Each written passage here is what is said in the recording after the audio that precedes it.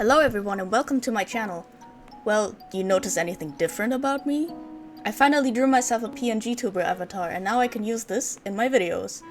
Hopefully this will up the quality in my videos. Speaking of, I also tried to fix my audio since my mic would pop every once in a while. I am learning slowly but surely, I guess.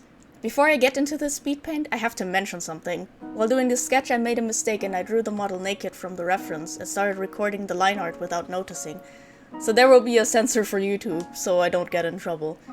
It's only there for a bit of the process, so just bear with me guys. Okay, let's get started. I started doing the line art and right away I changed something up. Instead of filling in the lashes with black, I only did the outline to fill in later and experimented with something new. You'll see what I mean in a minute. And to be honest, there isn't much to show for the line art process, cause I'm just following the usual method.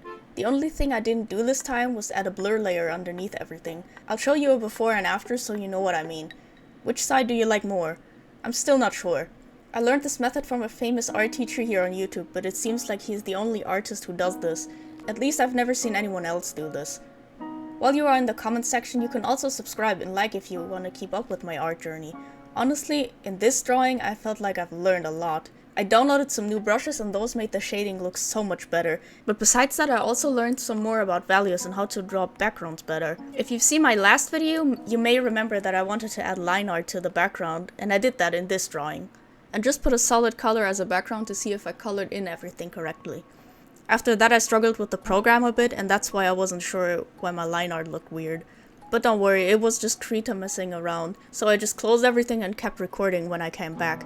Then it was time to draw the background, and I was nervous about this. After all, I mentioned in the last video that I wanted to change things up, and I was worried it wouldn't work out. In the end it looked alright though. I'm not where I want to be, but it is an improvement from the last time, and that's what matters, right? I decided to draw a wasteland where a fight had just taken place, so I was going to use a bunch of grays here. In the background I drew a huge cloud and put a shadow there as well. Now it was time for the rocks and adding textures to make everything look right, but I didn't succeed right away as you can see. In general I kept coming back and changing things about the background a bunch of times while shading her, because things just didn't look right to me, so don't get used to the background, it gets better, I promise. The big shape I'm now starting to shade is supposed to be a wall of a broken building, and when I showed my friends this they weren't able to tell, so I had to change something. That's why it's always good to have friends or random strangers look at your art every once in a while. They will point things out and notice things you would have never otherwise seen.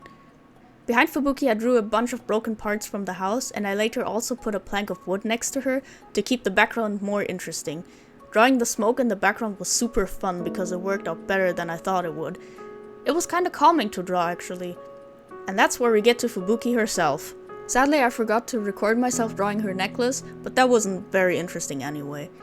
Then I started shading her eyes and I also gave her some lipstick. Most manga artists draw the lips very small, but I like drawing them full even though it doesn't look right yet. After that I tried out my new brush set and started shading the body.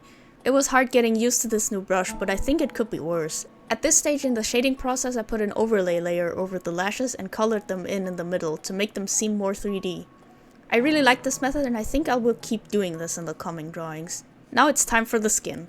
Picking the color for the shadows on the skin is still hard for me, so maybe you could help me out with some tips. For now, this is the color I went with. Most of her body was covered by the dress, so I didn't have to spend much time with the skin and could move on to the highlights on her face and more importantly, her hair. Cause this is also where I tried out something new. At the points where the sun would hit, I would put a harsh white line at the edge. It's strange for me to explain, but I'm sure you know what I mean. Then I decided to do the same thing when it comes to the rest of the body, even if it's hard to tell at certain points. Like with the earrings. They were simply too thin to make the highlight pop, but whatever. At this stage of the drawing I was getting more and more irritated with the background because it looked so flat, and I asked some fellow artists for some advice. That's when a kind soul online told me about putting a black and white filter on the drawing and checking the values.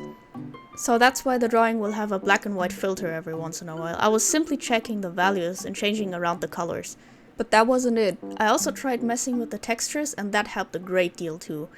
Feeling a bit more satisfied, I was ready to continue with the figure in the foreground. I rendered the hair some more and put a highlight at the top, as always. Later I changed the white to a more greenish color because that's what I saw in most references for Fubuki. The shading on the dress still seemed a bit too light and too flat for me, so I figured darkening the shadows in the corners would help a bit. And I think it did in my opinion. And I know, I used the classic kindergartner method of drawing an M for the birds in the background, but I honestly couldn't think of any other way of doing it. I thought maybe I could get this out of the way before someone points this out in the comments. Alright, and now it was time to add a soft highlight on the dress. This didn't take me too long, so I was able to add my watermark and experiment with the lighting some more. I kept it a bit soft, and that was the last step. Now, what do you think of this? I think this drawing helped me so much to get better, and I'm very grateful for that. My friend even said that this was the best drawing I've done so far, and I think they might be right. Hopefully this isn't where my progress ends, because you know me, I'm never satisfied with anything I draw. That's it for this video, and I hope you liked it. Have a wonderful day and take care.